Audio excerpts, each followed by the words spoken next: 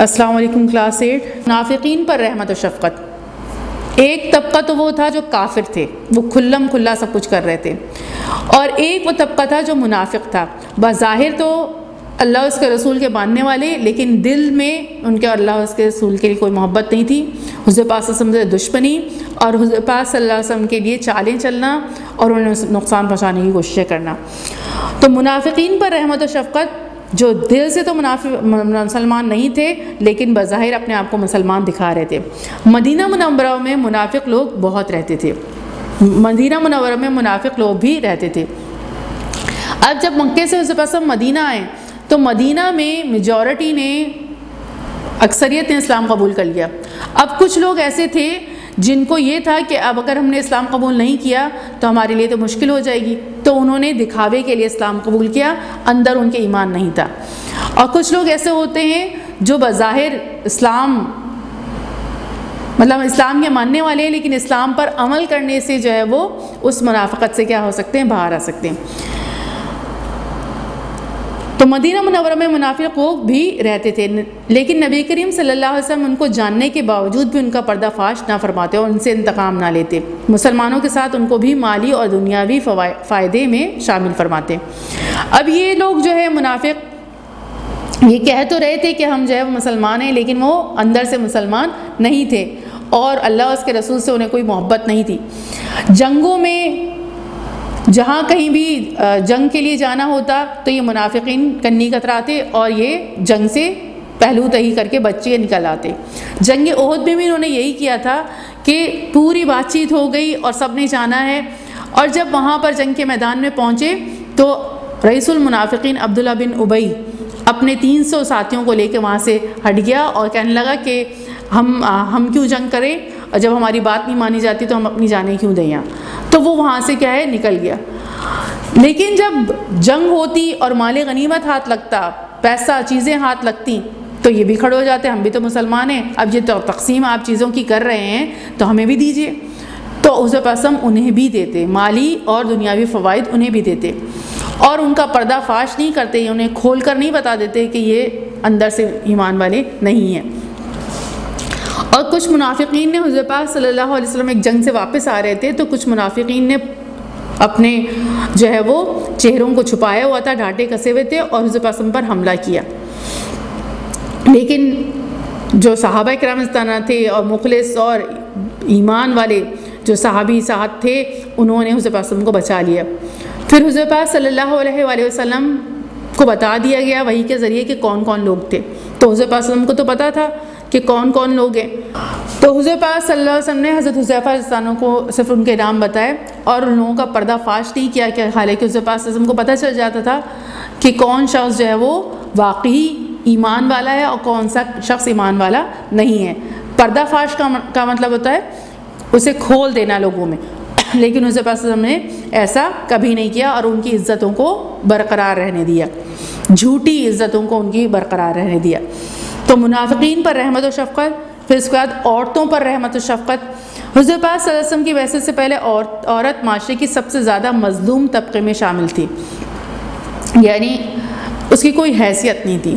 خواتین کی، عورتوں اور بچیوں کی کوئی حیثیت نہیں ہوتی تھی، بلکہ کہیں اگر بچی پیدا بھی ہو جاتی تھی کسی کے گھر میں تو وہ اپنے ہی دل میں کڑتا رہتا تھا، اور آخر میں لے جا کر کیا ہے، جب اس سے برداشت نہیں ہوتا تھا تو وہ جا کر مٹی میں دبا دیتا تھا زندہ اپنی بچی کو۔ اور اگر جو خواتین زبردستی کوشش کرتی تھیں اور بچا لیتی تھیں، تو ایک واقعہ ہے کہ اس میں ایک جو ہے وہ آدمی نے یہ کیا اور بعد میں وہ مسلمان ہو گئے تھے، تو اس وقت کی واقعات سوچ کے وہ روتے تھے کہ میں نے جو ہے وہ اپنی بیٹی کے ساتھ کیا کیا۔ تو حضور پاک صلی اللہ علیہ وسلم سے بتایا انہوں نے، جب رو رہے تھے حضور پاک صلی اللہ علیہ وسلم نے پوچھا ان سے، تو انہوں نے کہا کہ میری بیٹی جو ہے وہ بڑی ہو گئی تھی اور میں کسی کام سے، جنگوں وغیرہ میں کسی کام سے باہر چلا گیا تھا، جب وہ آیا تو وہ اچھی بڑی ہو چکی تھی، تو ایک دن میں اسے جو ہے وہ بہلا پھسلا کر کسی کنویں کی طرف لے گیا اور وہاں لے جا کے اسے کنویں میں پھینک دیا۔ وہ پہلے ہی مجھے بابا بابا بہت پیار سے مجھے جو ہے وہ کر رہی تھی، اور جب میں نے اسے پھینکا تو وہاں سے بھی آوازیں لگا رہی تھی اور میں اسے پھینک کر آ گیا۔ تو اس طرح کے ظلم جو ہے وہ کیے جاتے تھے، اور خواتین کے ساتھ، خواتین کی بھی کوئی حیثیت نہیں تھی، اس طرح تھیں وہ خواتین اس وقت کے معاشرے میں جیسے چیزیں ہوتی ہیں، یعنی بیچ دیا کرتے تھے، اپنی ماؤں کو بیچ دیا کرتے تھے، خواتین کو بیچ دیا کرتے تھے، تو ان کی کوئی حیثیت نہیں تھی، مطلب انہوں نے کام کرنے ہیں مردوں کے. تو کیا ہے کہ مظلوم طبقے میں شامل تھی. اگر کسی کا باپ مرا ہے اور اس کی اولادیں ہیں تو اس میں خواتین کا کوئی حصہ نہیں ہوتا تھا. اب حضور پاک صلی اللہ علیہ وسلم کے آنے کے بعد اس کمزور اور حقیر طبقے کو پھر اونچا کیا گیا، اور ان کو بھی بتایا گیا کہ یہ بھی اللہ کی مخلوق ہیں اور یہ بھی انسان ہیں، اور تم میں ان کے ساتھ بہترین سلوک کرنا ہے اور اللہ تعالیٰ سے ڈرو عورتوں کے معاملے میں. تو یہ حضور پاک صلی اللہ علیہ وسلم کے آنے کے بعد جو ہے وہ خواتین سے شفقت اور رحمت کا رویہ کیا گیا ہے. حضور پاک صلی اللہ علیہ وآلہ وسلم نان مسلم خواتین کے ساتھ بھی بہت بہترین سلوک کرتے تھے. حضور پاک صلی اللہ علیہ وآلہ وسلم جب کہ وہ برا سلوک کر رہی ہیں لیکن حضور پاک صلی اللہ علیہ وسلم اچھا سلوک کرتے تھے. حضور پاک صلی اللہ علیہ وآلہ وسلم جو ہے جب نماز کے لیے نکلتے تھے تو جو برابر میں ایک مطلب وہیں ایک عورت رہتی تھی، جب بھی حضور پاک صلی اللہ علیہ وسلم نکلتے تھے تو وہ حضور پاک صلی اللہ علیہ وسلم کے اوپر کچرا پھینک دیتی تھی، بوڑھی عورت. ایک دن کیا ہوا کہ حضور پاک صلی اللہ علیہ وسلم نکلے تو اس نے نہیں پھینکا، تو حضور پاک صلی اللہ علیہ وسلم کو تشویش ہوئی، کیا ہوا، کہیں بیمار ہے، کیا ہو گیا. تو حضور پاک صلی اللہ علیہ وسلم اس کی عیادت کرنے گئے، وہ بیمار تھی، وہ بھی حیران رہ گئی. اسی طریقے سے ایک اور عورت، حضور پاک صلی اللہ علیہ وسلم نے ایک بڑھیا کو دیکھا کہ وہ اپنے سارا سامان اٹھا کر جا رہی ہے مکہ سے، تو حضور پاک صلی اللہ علیہ وسلم اس کے پاس گئے، اس سے اٹھایا نہیں جا رہا تھا سامان، تو حضور پاک صلی اللہ علیہ وسلم نے اس کا سامان جو ہے وہ اٹھا لیا، اور حضور پاک صلی اللہ علیہ وسلم چلتے جا رہے تھے، وہ حضور پاک صلی اللہ علیہ وسلم سے باتیں کرتی جا رہی تھی.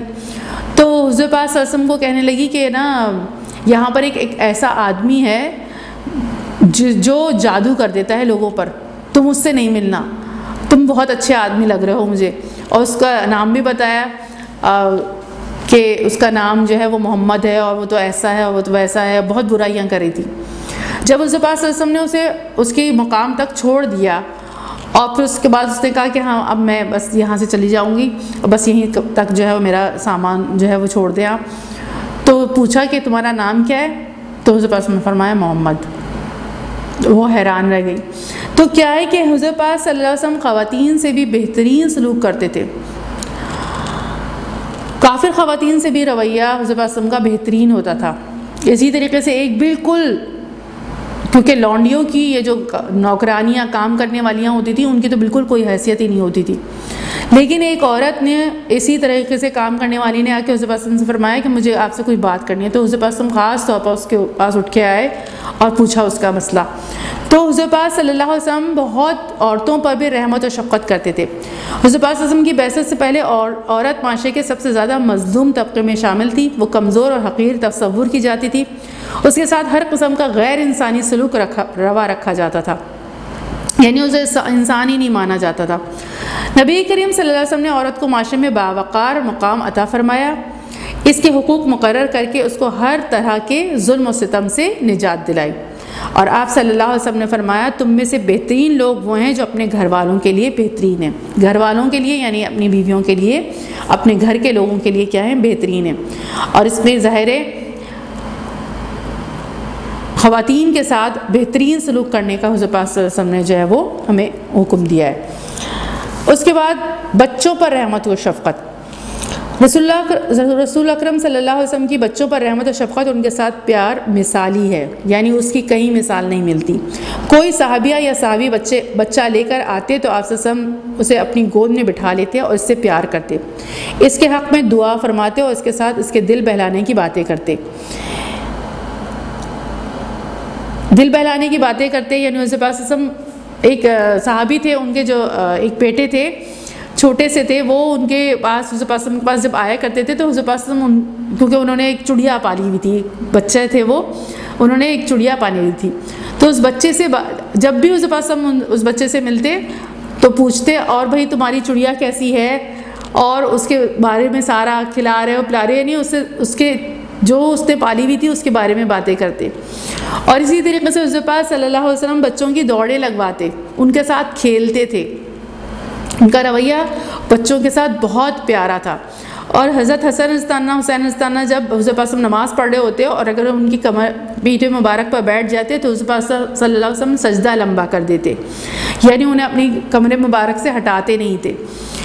اور حضور پاک صلی اللہ علیہ وسلم کا یعنی پیار مثالی تھا، دل بہلانے کی بچوں سے باتیں کرتے. ایک بار رسول پاک صلی اللہ علیہ وسلم نے حضرت حسن رضی اللہ کا بوسہ لیا یعنی ان کو پیار کیا.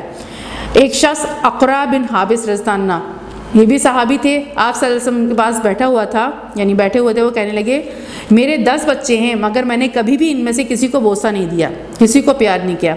رسول اللہ صلی اللہ علیہ وسلم نے ان کی طرف دیکھ کر فرمایا من لا یرحم لا یرحم، جو شخص رحم نہیں کرتا اس پر رحم نہیں کیا جاتا. اسی طرح حضور پاک صلی اللہ علیہ وسلم نے فرمایا جو چھوٹوں پر رحم نہیں کرتا وہ ہم میں سے نہیں. تو حضور پاک صلی اللہ علیہ وسلم بچوں کے ساتھ بہت بہترین رویہ جو ہے وہ اختیار کرتے، بہت بہترین سلوک کرتے. حضرت زید بن حارثہ رضی اللہ حضور پاک صلی اللہ علیہ وسلم کے پاس بچپنی میں آ گئے تھے. اب یہ اغوا ہو گئے تھے، پھر بک گئے، پھر حضرت حتیجہ رضی اللہ نے حضور پاک صلی اللہ علیہ وسلم کو دے دیا تحفے کے طور پر. تو حضور پاک صلی اللہ علیہ وسلم ان سے بہت پیار کرتے تھے، انہیں غلاموں کی طرح نہیں رکھا، اپنا بیٹا بنا کے رکھا. جب حضور پاک صلی اللہ علیہ وسلم ان کو کسی کام کو کہتے کہ یہ کام کر کے آ جاؤ، تو ایک دفعہ کیا ہوا کہ حضور پاک صلی اللہ علیہ وسلم نے ان کو بھیجا کام کے لیے اور وہ اپنے کھیل کود میں لگ گئے. حضور پاک صلی اللہ علیہ وسلم انتظار کرتے رہے کہ وہ آئے نہیں. حضور پاک صلی اللہ علیہ وسلم اٹھ کے جب آئے تو دیکھا تو وہ کھیل رہے تھے. پیچھے سے آ کے گردن پکڑی تو انہوں نے ایک دم خوف زدہ ہو کر حضور پاک صلی اللہ علیہ وسلم کو دیکھا. تو حضور پاک صلی اللہ علیہ وسلم نے فرمایا میں نے تمہیں کام کہا تھا اور تم نے وہ کام نہیں کیا، لیکن کوئی مارا پیٹا نہیں، کوئی برا سلوک نہیں کیا. تو جب حضور پاک صلی اللہ علیہ وآلہ وسلم کے وہ اس طرح پل بڑھ رہے تھے، کئی عرصہ گزر گیا، حضور پاک صلی اللہ علیہ وسلم کے پاس پھر وہ ڈھونڈتے ہوئے ان کے والدین پہنچے اور انہوں نے جو ہے وہ حضرت زید بن حارثہ کو لینے کی بات کی کہ ہم انہیں لینے آئے ہیں. تو حضور پاک صلی اللہ علیہ وسلم نے حضرت زید رضی اللہ عنہ کو آگے کر دیا کہ جانا چاہیں تو چلے جائیں آپ کے ساتھ. انہوں نے منع کر دیا کہ میں ان کے پاس سے نہیں جاؤں گا. اپنے ماں باپ کو انہوں نے منع کر دیا کہ میں حضور پاک صلی اللہ علیہ وسلم کے پاس سے ہرگز نہیں جاؤں گا، اور وہ حضور پاک صلی اللہ علیہ وسلم کے پاس ہی رہے.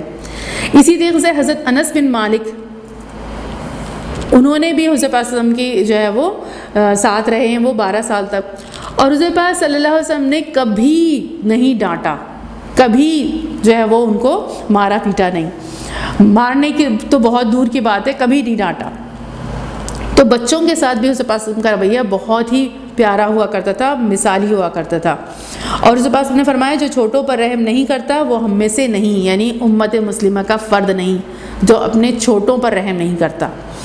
تو اس لیے چھوٹوں پر رحم کرنا حضور پاک نے بتایا کہ چھوٹوں پر رحم کیا جائے، ورنہ حضور پاک نے فرمایا وہ ہم میں سے نہیں، یعنی امت کا وہ فرد نہیں، وہ مسلمانوں میں سے نہیں ہے. تو حضور پاک صلی اللہ علیہ وسلم بہت سارے حضور پاک صلی اللہ علیہ وسلم کے واقعات ہیں، اگر بتائے جائیں تو یہ ایک پیریڈ کیا پوری زندگی کم ہے حضور پاک صلی اللہ علیہ وسلم کے اوپر بات کرنے کے لیے، اور اتنے سارے واقعات ہیں. اسی طریقے سے جانوروں پر حضور پاک صلی اللہ علیہ وسلم کی شفقت، رسول پاک صلی اللہ علیہ وسلم کی رحمت و شفقت انسانوں تک ہی محدود نہیں تھی، بلکہ آپ صلی اللہ علیہ وسلم جانوروں کے ساتھ بھی رحمت و شفقت کا معاملہ فرماتے. آپ صلی اللہ علیہ وسلم نے جانوروں کو آپس میں لڑانے سے روکا ہے.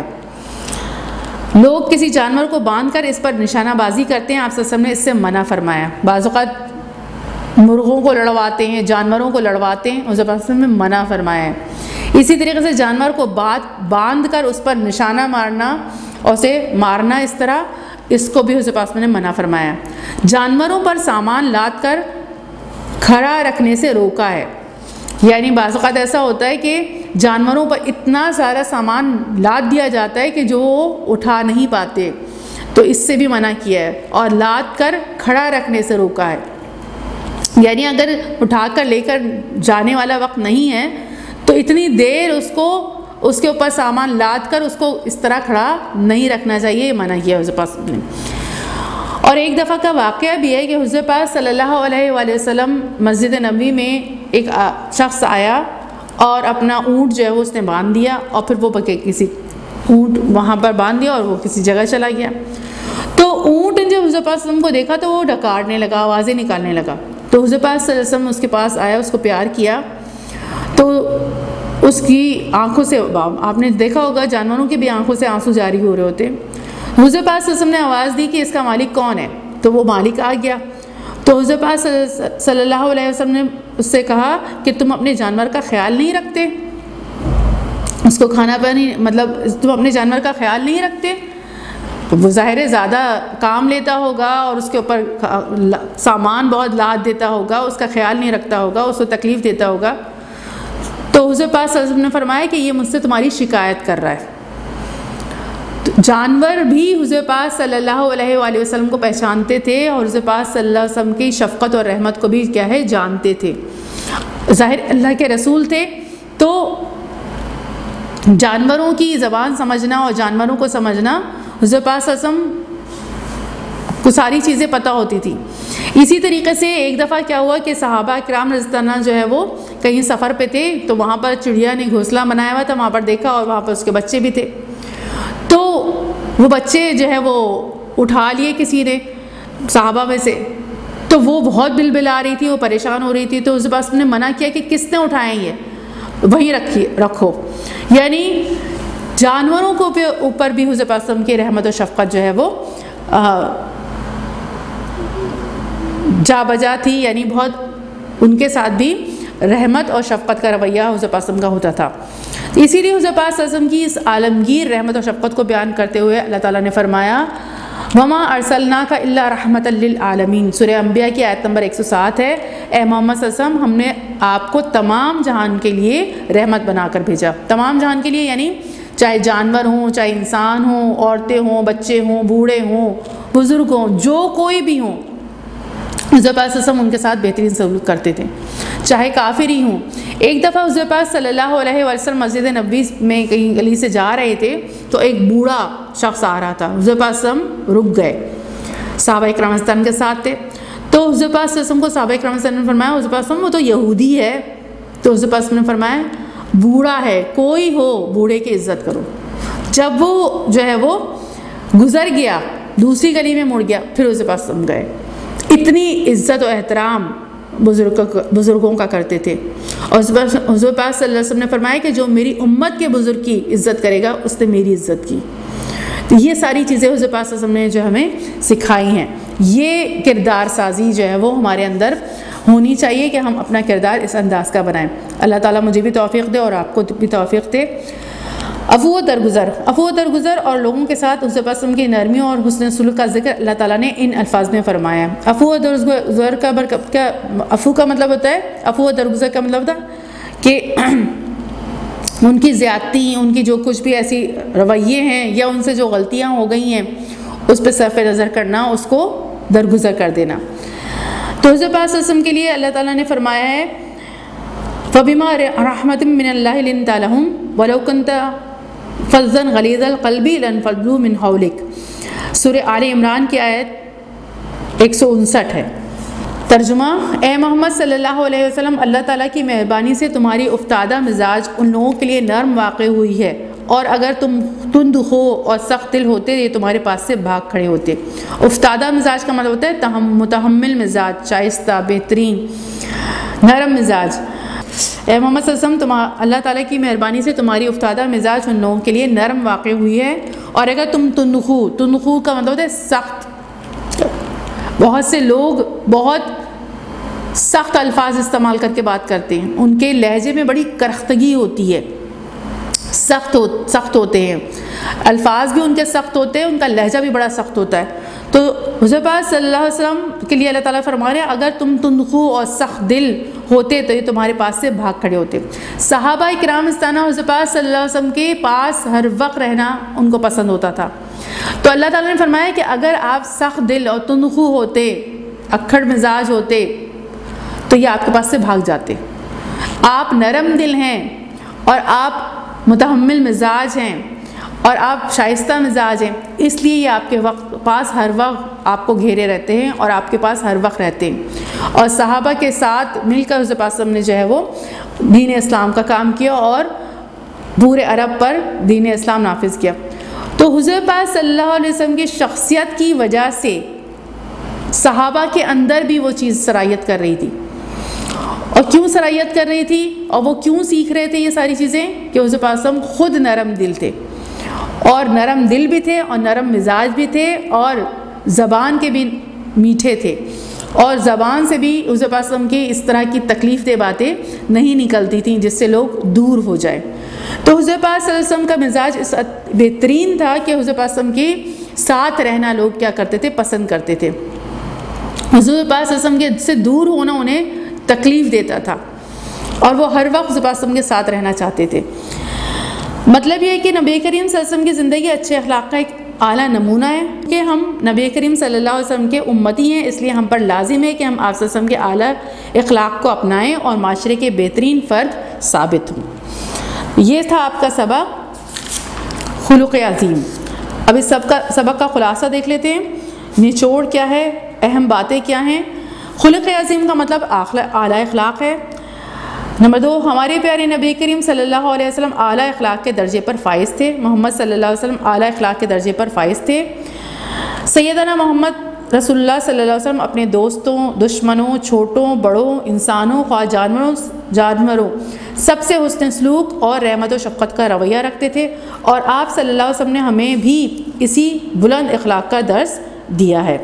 اب اس کے سوال جواب دیکھیے، مشق ہے اس کی، مندرجہ ذیل سوالات کے جوابات دیں۔ نمبر 1، قرآن مجید میں خلق عظیم کی صفت یعنی خوبی کس کے بارے میں بیان کی گئی ہے؟ اب کس کی جگہ آپ نے حضور پاک صلی اللہ علیہ وسلم کو لکھ دینا ہے؟ یہ بہت آسان جواب ہے، قرآن مجید میں خلق عظیم کی صفت حضور پاک صلی اللہ علیہ وسلم کے بارے میں بیان کی گئی ہے۔ نمبر 2 کیا ہے؟ حضور پاک صلی اللہ علیہ وسلم کی رحمت و شفقت سے کس نے استفادہ کیا؟ یہ پورا جواب آپ کی کتاب میں موجود ہے، اور یہ آپ نے خود تلاش کر کے لکھنا ہوگا، میں نہیں بتاؤں گی۔ نمبر 3 کیا ہے؟ اللہ تعالیٰ نے رسول پاک صلی اللہ علیہ وسلم کو کس کے لیے رحمت بنا کر بھیجا؟ یہ بھی آپ کی کتاب میں موجود ہے، پیچھے جو ہے وہ سبق آپ نے سنا بھی ہے اور پڑھا بھی ہے۔ اب ایک دفعہ اور بھی پڑھ لیجیے گا تو سارے جوابات مل جائیں گے، آپ نے خود اسے کرنا ہے۔ اب آپ کلاس 8 میں آ گئے ہیں۔ قرآن مجید کی آیت وَإِنَّكَ لَعَلَىٰ خُلُقٍ عَظِيمٍ کا ترجمہ کیا ہے؟ یہ بھی آپ کی بک میں موجود ہے، صفحہ نمبر 25 پر آپ نے لکھنا ہوگا اس کا ترجمہ، قرآن مجید کی آیت، پھر آیت لکھیں گے، پھر اس کے بعد اس کا ترجمہ لکھیں گے۔ اب اس کے بعد سوال نمبر 2 خالی جگہیں پر کریں، سوال نمبر 3 صحیح جواب پر صحیح کا نشان لگائیں، اور سوال نمبر 4 کالم 1 کے الفاظ کو کالم 2 کے مناسب الفاظ کے ساتھ ملا کر جملے مکمل کریں۔ اور اس کے بعد 5واں ہے مندرجہ عبارات مکمل کریں۔ اب یہ جو نیچے تحریر ہوا ہے، جو نیچے لکھا ہوا ہے، اس جملے کو آپ نے کیا کرنا ہے؟ مکمل کرنا ہے۔ خلق عظیم کیا ہے؟ انسانی اخلاق کے اعلیٰ درجے کو کہتے ہیں۔ تم میں سے بہترین لوگ وہ ہیں، اب بقیہ جو ہے وہ آپ نے لکھنا ہوگا، مکمل کرنا ہے اس کو۔ جو چھوٹوں پر رحم نہیں کرتا اسے مکمل کرنا ہوگا۔ اے محمد صلی اللہ علیہ وسلم، ہم نے آپ کو تمام جہان کے لیے، اب اسے مکمل کرنا ہوگا۔ تو سوال نمبر 2، 3، 4 اور 5 یہ آپ کی بک صاف ستھری ہے، اس پہ پہلے سے نشانات نہیں ہیں تو اپنی کتاب پر کر لیجیے گا، ہم اس کتاب پر ہی چیک کر دیں گی، اور اگر پرانی ہے تو اس پورے کو اپنی کاپی پہ اتار کر پھر اس میں کیجیے گا۔ اب یہ پورا سبق آپ کا مکمل ہو گیا۔ السلام علیکم ورحمۃ اللہ وبرکاتہ۔